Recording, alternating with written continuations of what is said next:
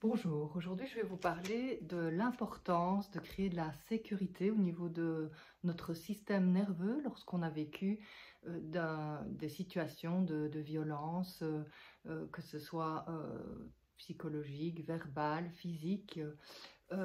Toutes les violences, eh bien, quand elles sont répétées, amènent un état de sidération et le système nerveux est en alerte, en hypervigilance par la suite et ça entraîne toutes sortes de séquelles. Et donc, pour apaiser notre système nerveux, eh bien, on peut comprendre à partir de la théorie polyvagale ce qu'il se passe et comment agir. C'est la théorie polyvagale de Stephen Porges qui a abordé justement les conséquences du stress chronique, de la sécrétion chronique des hormones du stress. Et donc, quand on est victime d'emprise, on sécrète énormément d'hormones du stress, cortisol, adrénaline, suite aux agressions, aux menaces. Donc, ce vécu d'insécurité, eh bien, il peut engendrer au niveau de notre système nerveux deux formes de réaction, soit la mobilisation du système nerveux orthosympathique pour combattre, pour fuir, et dans ce cas, eh bien, on est en état d'hypervigilance, de contrôle absolu, on veut tout contrôler, on a des difficultés à manger, dormir, digérer, un sentiment d'urgence permanent à agir et une tendance à juger, à tout scanner, à tout observer pour essayer d'anticiper les agressions. Mais cet état de stress chronique nous amène à un moment donné à chercher une sorte d'apaisement et malheureusement à ce moment-là on cherche un apaisement qui n'en est pas, en tout cas qui anesthésie la souffrance, toutes sortes d'addictions, que ce soit l'addiction aux écrans, au travail, au sport, à la nourriture, à l'alcool, etc. On peut se désengager, éviter les relations. Et donc, toutes ces conséquences sont dommageables, évidemment, pour notre relation à nous-mêmes, aux autres, et pour la régulation de nos émotions. Ou bien, c'est le système parasympathique dorsal qui est activé, et ça, c'est le cas dans une emprise de longue durée, où on entre dans un état d'impuissance apprise. Dans ce cas, l'intensité, la répétition des violences, eh bien, elle amène, ainsi que les négligences émotionnelles, à un état de sidération de notre système nerveux. Et donc, la dépression est engendrée par cet état, le repli sur soi, la perte d'énergie, le sentiment de honte, de culpabilité, la tristesse, le burn-out, et donc un sentiment d'impuissance, d'incapacité à agir. On est démotivé, on perd l'espoir et petit à petit on perd son identité. Cette coupure du corps peut amener à un état de dépersonnalisation et de déréalisation. Donc là on est dans le stress post-traumatique avec donc un repli et une tendance à finalement perdre la capacité de concentration, de mémoire, se sentir lourd, vraiment comme vidé de toute énergie et avec des douleurs un peu partout, chroniques. Donc cet état, eh bien, on peut s'en sortir, on peut sortir de cet état, que ce soit le système nerveux combattre, fuir orthosympathique ou le système nerveux parasympathique dorsal et passer dans un état d'apaisement, de sécurité, c'est-à-dire le système parasympathique ventral.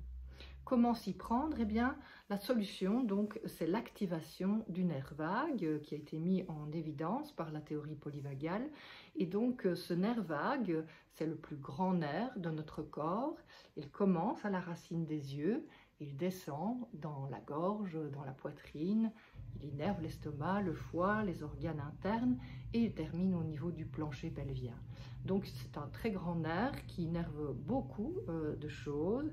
Et donc, l'activer nous permet de revenir dans un état de sécurité, d'apaisement et donc de mieux réguler nos émotions, de mieux penser, d'arriver de nouveau à penser, puisque quand on était dans le stress chronique, en état de choc, de sidération, on était incapable de penser, le cerveau préfrontal est bloqué, et c'est un mécanisme de protection du cerveau pour éviter l'impact des chocs qui peut parfois être mortel. Donc, si on se sécurise, par contre, on retrouve la capacité à penser, à analyser, à résoudre les problèmes, et donc on peut revenir dans un état de calme pour être à nouveau empathique envers soi, dans la bienveillance, pour soi-même, pour les autres. On peut s'engager à nouveau, être en lien avec soi, avec les autres. Comment s'y prendre? Eh bien, la première chose, c'est de sécuriser le système nerveux en lui donnant le signal que nous sommes en sécurité. Et c'est la Somatic Experiencing avec Peter Levine qui a mis au point un exercice pour signaler cela à notre système nerveux, même si rationnellement on peut savoir que dans cette pièce nous sommes en sécurité. Notre système nerveux, s'il est en stress post-traumatique, chronique, eh bien il a besoin de savoir qu'il est en sécurité, et donc on peut faire le réflexe d'orientation, c'est-à-dire observer s'il y a un danger dans la pièce, faire le tour de la pièce du regard, et se donner le droit d'observer partout s'il y a un danger. Et après avoir observé en état de sécurité, on peut alors renforcer cet état de sécurité en observant un objet, une plante, un animal qui nous apporte un apaisement. Laissez alors venir les sensations de bien-être liées à cela et observer ces sensations. Le deuxième exercice, c'est aussi Peter Levine qui l'a proposé, c'est de secouer le corps, et donc de la tête aux pieds avec un son, puisque le son active le nerf vagal.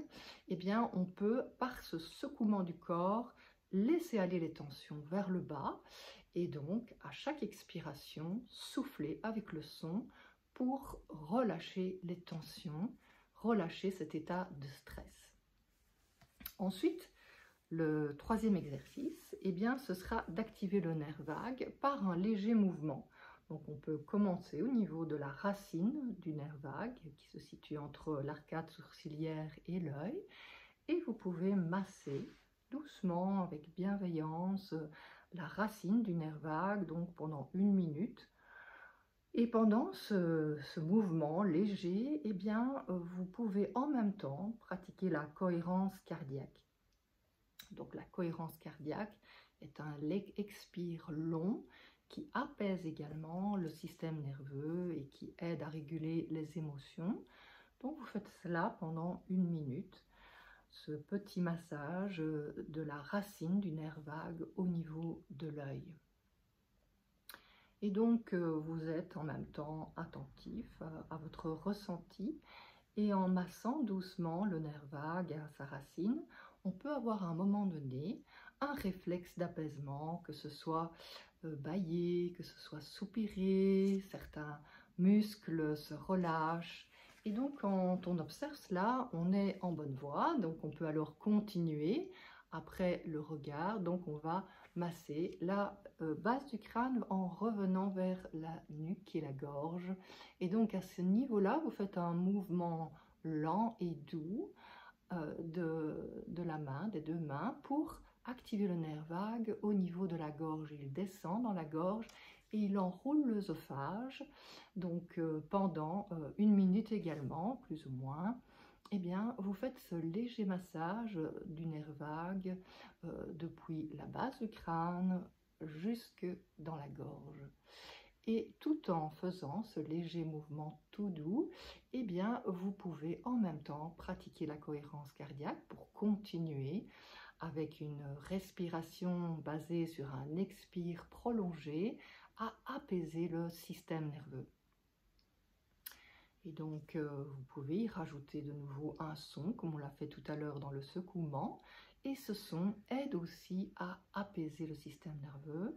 Vous choisissez un son qui vous plaît, qui est de plus ou moins haut ou bas.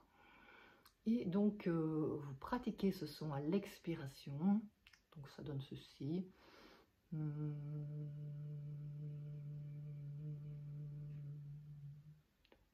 Et vous le faites ainsi pendant 1 minute. À chaque respiration, laissez ce son vibrer dans la gorge pour activer le nerf vague et continuer cet exercice d'apaisement. Ensuite, vous pouvez faire un léger massage de la poitrine, puisque le nerf vague, il innerve aussi la poitrine.